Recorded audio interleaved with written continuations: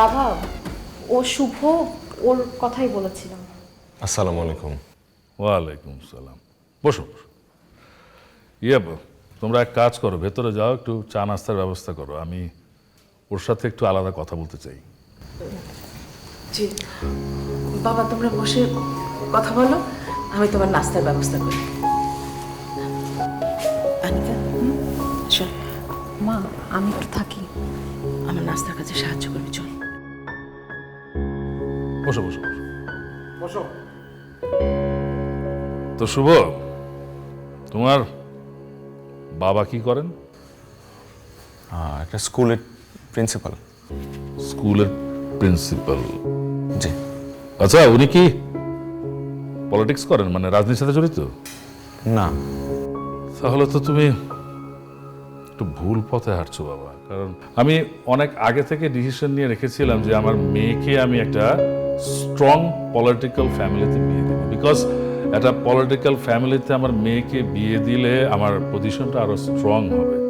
In case ভবিষ্যতে যদি আমার দল বিরোধী দলে চলে যায়, তাহলে ওদের পাওয়ারে যাতে আমি নিজেকে সেফ রাখতে পারি, এটা ছিল আমার প্ল্যান। কিন্তু আঙ্কেল, আপনার মতের সাথে তো আপনার মেয়ের মত মেলে না।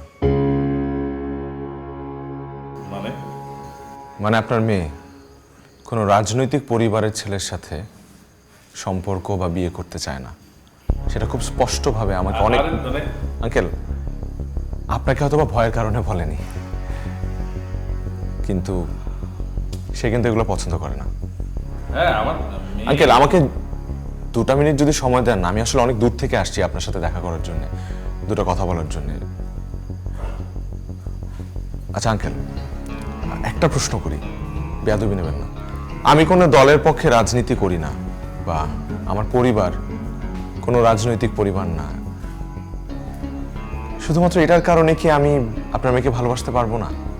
মানে আমার কি ভালোবাসার কোনো অধিকার নেই? আপনি কি এভাবে বিচার করছেন? না না না, আমি তো সেটা বলিনি তুমি কাউকে ভালোবাসতে হবে না, কিন্তু আমার মেয়ের ব্যাপারটা ভিন্ন। আর তাছাড়া আমার মেয়ে অত কিছু বুঝেও না।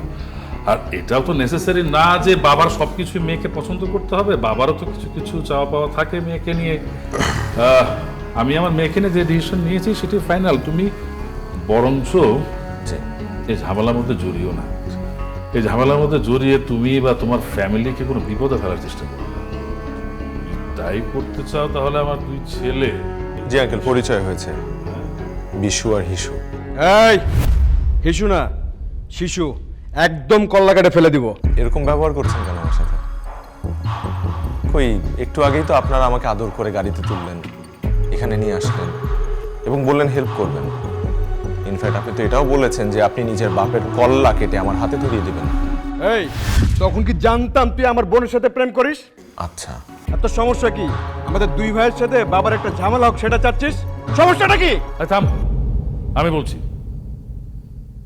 শোনো শুভ, জি আঙ্কেল। ভালো হবে তুমি এখান থেকে চলে যাও। আমার মেয়ের পিছনে ঘুরো না। বিকজ আমি যে ডিসিশন নিয়েছি যে আমার মেয়েকে একটা পলিটিক্যাল লিডারের ছেলের সাথে বিয়ে দেব, তাই দেব মানে দেবই। And that is final.